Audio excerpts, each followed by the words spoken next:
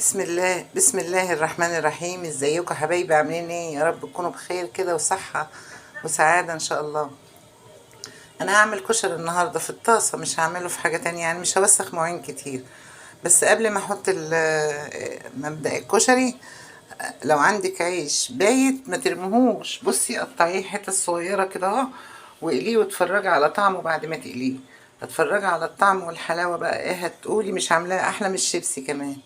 هتحطيه كده في الزيت اهو، وهتحمريه اهو. قطعيه بس حتت صغيرة كده. العيش العادي ده بتاع الفرن اللي بناخدوه بالتومين ده اهو، شايفة؟ بس ما تعليش النار قوي، استغل الزيت الاول. هما شوية الزيت دول اللي هعمل بيهم كله ان شاء الله. تمام اهو. شايفين يا حبايبي؟ ما بياخدش وقت خالص على النار، يا دوبك بتحطيه كده بيكون اتحمر في ساعتها. خلي بالكوا ده عيش من اللي هو الاسمر، يعني مش الابيض. بصوا حمرته اهو، شايفين جماله؟ بص اول ما تطلعيه من النار كده تروحي رش عليه. انا حاطه شويه فلفل اسمر، على شويه كمون، على شويه ملح. ولو في بتاع اللي هي بتاعه البطاطس دي الجميله دي، حطي منها بتبقى طعمها جميل اهو. شايفه؟ اللهم صل على النبي. بصي جنب، بصي شكله، بصي ولا القرمشه بتاعته، سامعين؟ العيال هيحبوه اكتر من الشيبسي. في نفس الزيت اهوت اللي قليت فيه العيش هحط البصل،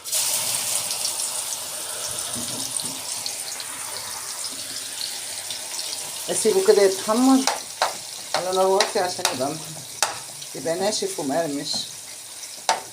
اول حاجة تعمليها هو البصل،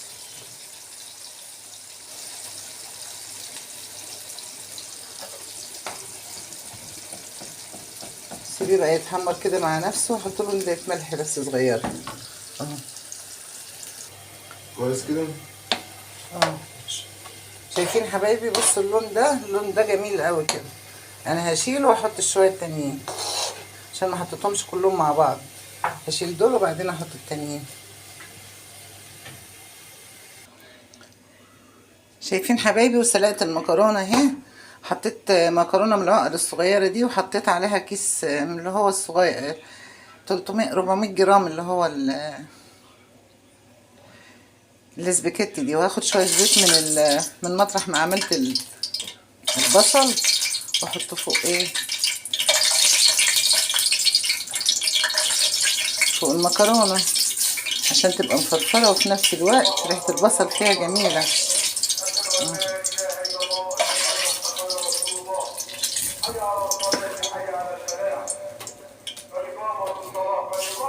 بس كده. لما حطيته في المصفى علشان خاطر لو في زيت ولا حاجه ينزل. وهشيل من الزيت ده شويه، وهروح عامله الكشري على طول، ما بياخدش وقت. وهنا حطيت شويه الزيت، هما شويه الزيت، انا ما زودت الزيت خلي بالكم خالص. هما شويه الزيت اللي عملت بيهم في الاول خالص هما اللي بستعملهم، ما خدت الزيت تاني. واحط الملح كده على الشعريه، زي ما انتوا عارفين بحب احط الملح، تحمرها بتديها لون حلو قوي.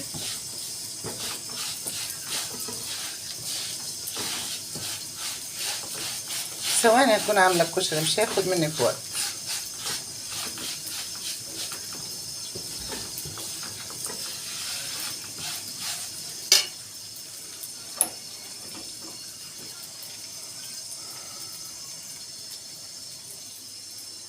هو اللون ده كده كويس عليه قوي، حلو كده اللون ده. هحط الرز وهقلبه معاها كده.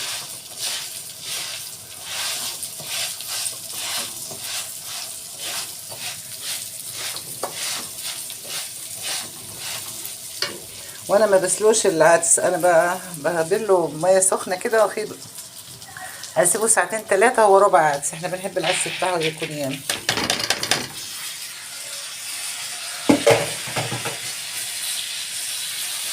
هتشوحيه كده مع بعض كده اهو. العدس الكشري خلص، سيبه شويه الصلصه يتعمل وخلاص. اتفرجي بقى على احلى شويه كشري.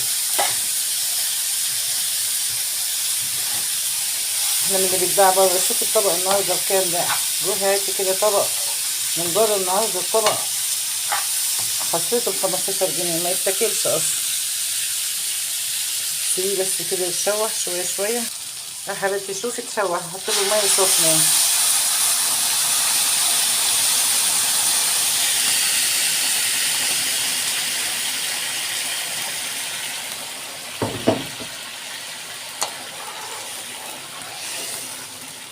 سيبيه بقى مع نفسه على نار عاليه خالص كده لما يوطى، لما يشرب الميه قصدي، تروحي موطيه عليه النار. وهنا عندي صلصه بالبصل وصلصه من غير بصل.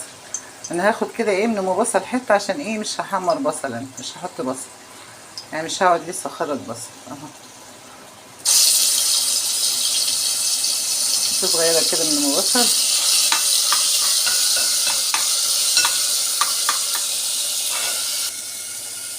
حطيت فص ثوم صغير معاها اهو.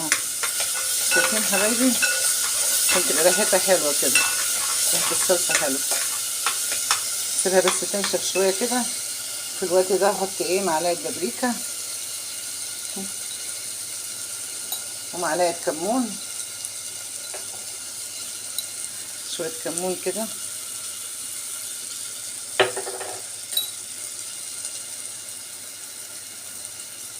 وشويه فلفل اسمر.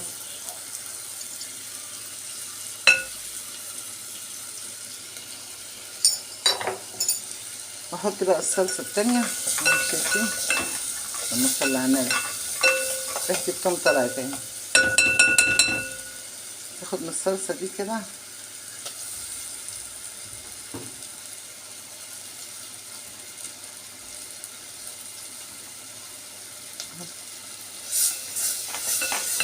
صلصه يعني ايه، يعتبر خام ها، حلوه قوي كده.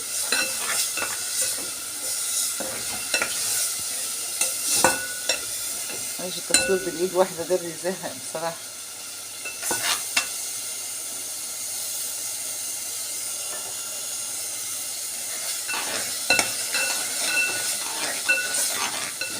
تزود ميه طبعا. شايفين حبايبي؟ انا زودتها ميه. بصوا اللهم صل على النبي تخينه ازاي، علشان انا عامله الطماطم منشفاها عندي وبخليها في التلاجة كده اسحب منها. بتسهل لي كل حاجه. سيبها بقى عليها ملحها وعليها كله اهو، سيبها تغلي لها غلوتين كده. ادي الصلصه اتعملت اهي مية مية، عشان الطماطم عندي مستويه زي ما قلت لكم والبصل مستوي. هنا حطيت الطاسه بقى خلاص. اخر حاجه هنعملها هحط حته التومه الصغيره خالص دي، مش هحط ياما عشان الكشري بيحب التوم. واحط شويه كمون،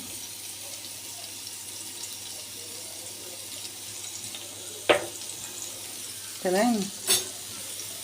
هقلبها بس كده، ندعي الزيت صغيره لان الصلصه فيها زيت.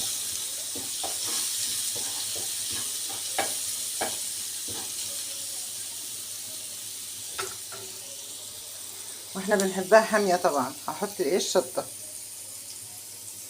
انا شطه فرماها دي اهي. احط معلقه صلصه،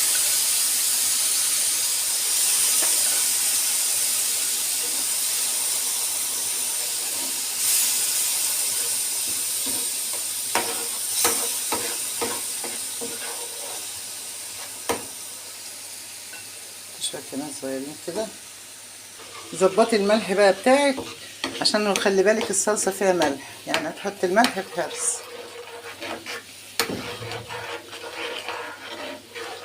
تغلي غلوتين كده برضو وخلاص. نعمله ايه، الخل. فاضل الخل وخلاص كله استوى. تغلي بس غلوتين عشان التومه اللي انا حطيتها. خلاص هي كده مية مية. شايفين حبايب قلبي؟ بصوا الشطه مع فص توم صغير مع معلقتين صلصه كبار. هفضيهم هنا بقى.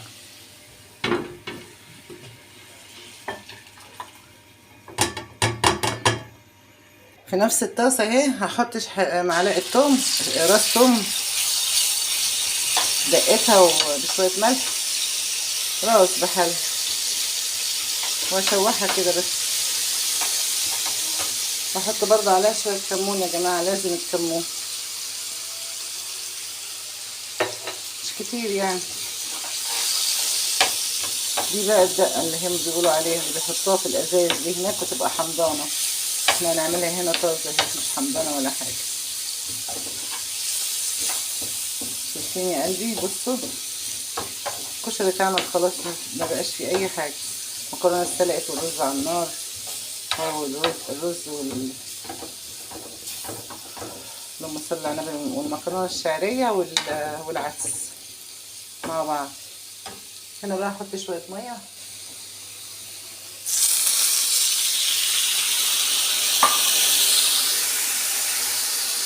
واحط نص كوبايه خل كده تقريبا. الازازه جديده وعارفه بحط ايه. اهم حاجه الدقه دي كده مية مية. شويه ملح وخلاص. وادي الدقه يا جماعه وجمالها. اتفرجوا، عملنا الشطه، عملنا الدقه، عملنا المكرونه، عملنا الرز، كله تمام. خلص خلاص. اهي بحطها في حاجه بقى، مش عارفه احطها في ايه، ما عنديش برطمانات بصراحه، مش عارفه، هشوف حاجه. وادي الرز استوى، شايفين مفرفر ازاي؟ بصوا اللهم صل على النبي، بصوا الجمال. بصوا عشان حمرته شويه مع الشعريه، اللهم صل على النبي. بصوا من تحت كله زي بعضه في الطاسه كله، ولا حطيت في حلل ولا حاجه. هحط المكرونه برضو فوقيها عشان تسخن طبعا شويه اهو. كله على بعضه كده.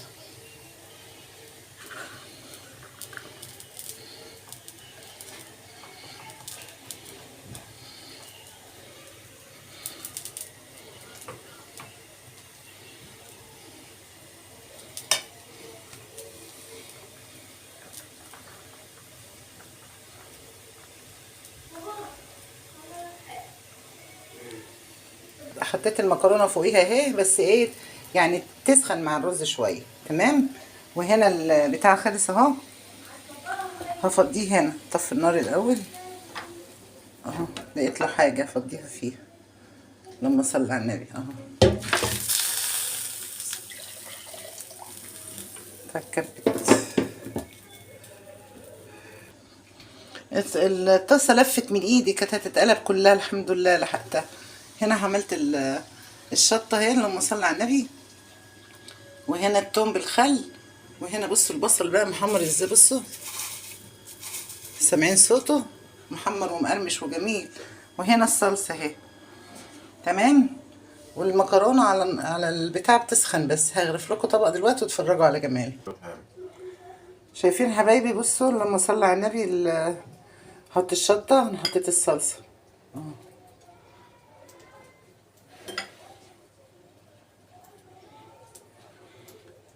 واحط لما صلى على النبي الدقه دي اهي. وهتحط البصل اخر حاجه. بصوا مقرمش وجميل ازاي، اللهم صل على النبي. بصوا سامعين الصوت؟ شايفين صوته؟